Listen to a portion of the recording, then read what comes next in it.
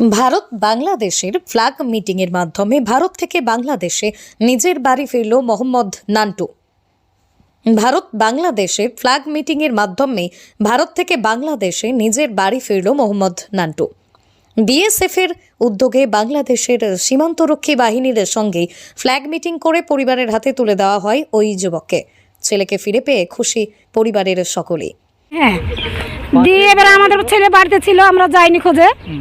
এবার না যাতে তখন রাত্রে তখন ছেলেটাকে টুকটুকি ভাড়া করে থেকে গেছে। এবার রাস্তা বেশি কান্না করছিল। এবার সবাই বললো যে ফেসবুকে দিয়ে আপনি খোঁজ হবে।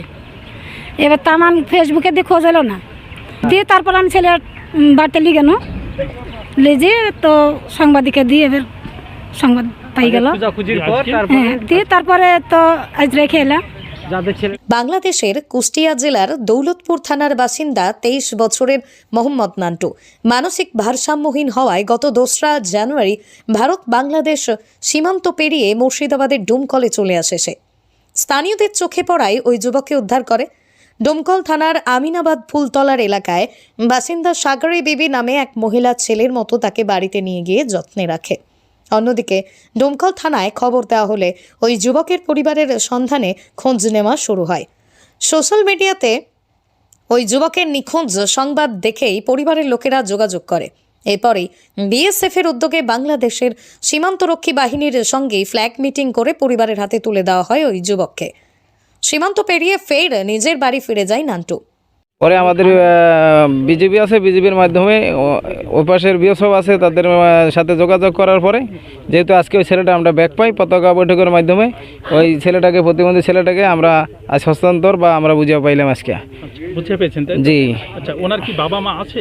ওনার মা নাই, বাবা আছে।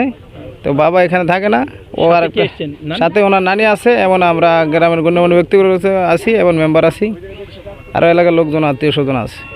তাদেরকে অসংখ্য ধন্যবাদ। তারা যেভাবে তারা মানবিক দৃষ্টি দিয়ে অনেক ভালো দেখাইছে। একটা প্রতিবন্ধী ছেলে এতদিন একজনের বাড়িতে ছিল, ও খুব যত্ন করে রাখছে।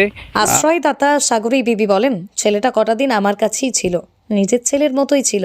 ও নিজের পরিবারের কাছে ফিরে গেল, খুব ভালো লাগছে। তবে বাংলাদেশের সমাজসেবী মোহাম্মদ নিজাম উদ্দিন বলেন, সোশ্যাল মিডিয়াতেই ওই যুবকের ছবি দেখে বিএসএফের সঙ্গে আমরা যোগাযোগ করি।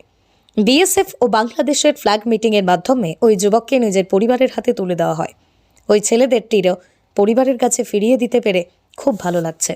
বাংলাদেশের এরা জানতে পারে যে না, ছেলেটা আমাদের।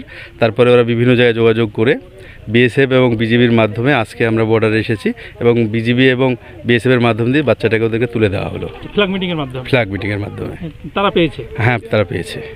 না, আমরা তাদের হাবভাব দেখে এবং মুখের আকৃতি দেখে বুঝতে পারছি তারা নিজে থেকে খুব খুশি। আর এইরকম সাধারণত বর্ডার অঞ্চলে খুব কম হয়, তো ওরা একান্তই খুবই খুশি হয়েছে এই বিষয়টা নিয়ে। আপনি কি রয়েছেন? মুর্শিদাবাদ থেকে কৌশিক অধিকারীর রিপোর্ট, লোকাল 18 বাংলা।